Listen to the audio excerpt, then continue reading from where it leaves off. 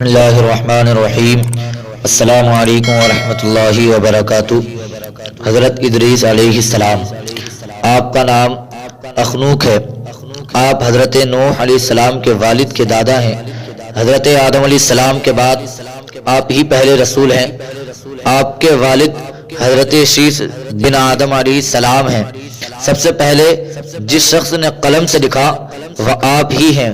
کپڑوں کے سینے اور سلے ہوئے کپڑے پہننے کی ابتدا بھی آپ ہی سے ہوئی۔ اس سے پہلے لوگ جانوروں کی کھالیں پہنتے تھے۔ سب سے پہلے ہتھیار بنانے والے اور پیمانے قائم کرنے والے اور علم و نحو و حساب میں نظر فرمانے والے بھی آپ ہی ہیں۔ یہ سب کام آپ ہی سے شروع ہوئے۔ اللہ تعالیٰ نے آپ پر 30 صحیفے نازل فرمائے اور آپ اللہ تعالیٰ کی کتابوں کا بکثرت درس دیا کرتے تھے، اس لیے آپ کا لقب ادریس ہو گیا، اور آپ کا یہ لقب اس قدر مشہور ہو گیا کہ بہت سے لوگوں کو آپ کا اصلی نام معلوم ہی نہیں۔ قرآن مجید میں آپ کا نام ادریس ہی ذکر کیا گیا ہے۔ آپ کو اللہ تعالیٰ نے آسمان پر اٹھا لیا ہے۔ بخاری و مسلم کی حدیث میں ہے کہ حضور اکرم صلی اللہ تعالی علیہ وسلم نے شب معراج حضرت ادریس علیہ السلام کو چوتھے آسمان پر دیکھا۔ حضرت کعب احبار وغیرہ سے مروی ہے کہ حضرت ادریس علیہ السلام نے ملک الموت سے فرمایا کہ میں موت کا مزہ چکھنا چاہتا ہوں، کیسا ہوتا ہے، تو میری روح قبض کر کے دکھاؤ۔ ملک الموت نے اس حکم کی تعمیل کی اور روح قبض کر کے اس وقت آپ کی طرح لوٹا دی اور آپ زندہ ہو گئے۔ پھر آپ نے فرمایا کہ اب مجھے جہنم دکھاؤ تاکہ خوف الہی زیادہ ہو۔ چنانچہ یہ بھی کیا گیا۔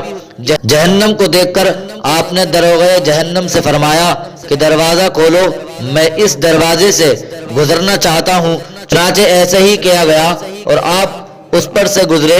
پھر آپ نے ملک الموت سے فرمایا کہ مجھے جنت دکھاؤ، تو آپ کو جنت میں لے گئے۔ آپ دروازے کو کھلوا کر جنت میں داخل ہوئے۔ تھوڑی دیر انتظار کے بعد ملک الموت نے کہا کہ اب آپ اپنے مقام پر تشریف لے جائیں۔ آپ نے فرمایا کہ اب میں یہاں سے کہیں نہیں جاؤں گا۔ اللہ تعالیٰ نے فرمایا کہ کل نفس ذائقۃ الموت، تو موت کا مزہ میں چکھ ہی چکا ہوں۔ اور اللہ تعالیٰ نے یہ فرمایا وَإِنَّ مِنْكُمْ إِلَّا وَارِدُهَا، کہ ہر شخص کو جہنم پر گزرنا ہے، تو میں گزر چکا ہوں۔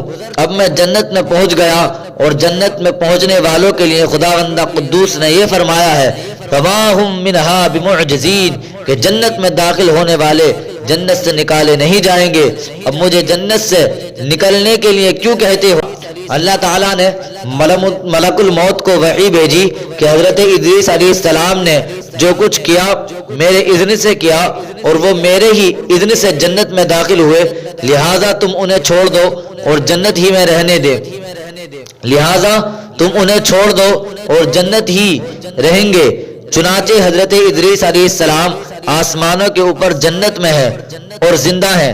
حضرت ادریس علیہ السلام کے آسمانوں پر اٹھائے جانے اور ان کے ملنے والی نعمتوں کا مختصر اور اجمالی تذکرہ قرآن مجید کی سورہ مریم میں ہے، اور کہ وَاذْكُرْ فِي الْكِتَابِ إِدْرِيسَ إِنَّهُ كَانَ صِدِّيقًا نَبِيًّا وَرَفَعْنَاهُ مَكَانًا عَلِيًّا أُولَٰئِكَ الَّذِينَ أَنْعَمَ اللَّهُ عَلَيْهِم مِّنَ النَّبِيِّينَ مِن ذُرِّيَّةِ آدم۔ اور کتاب میں حضرت ادریس کو یاد کرو، بے شک وہ صدیق تھے جو غیب کی خبریں دیتے تھے، اور ہم نے انہیں بلند مقام آسمان پر اٹھا لیا۔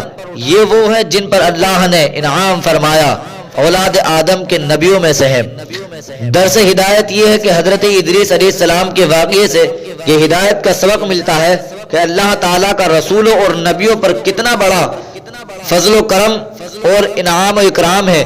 اس لیے ہر مسلمان کے لیے واجب الایمان اور لازم العمل ہے کہ خدا بندہ قدوس کے رسولوں اور نبیوں کی تعظیم و تکریم اور ان کا ادب و احترام رکھے، ان کے ذکر و جمیل سے خیر و برکت حاصل کرتا رہے۔ قرآن مقدس کی آیتوں اور حدیثوں میں بار بار خدا کے ان برگزیدہ رسول اور نبیوں کا ذکر جمیل اس بات کی دلیل ہے کہ ان بزرگوں کا ذکر خیر اور تذکرہ موجب رحمت و باعث خیر و برکت ہے۔ صدق اللہ العظیم۔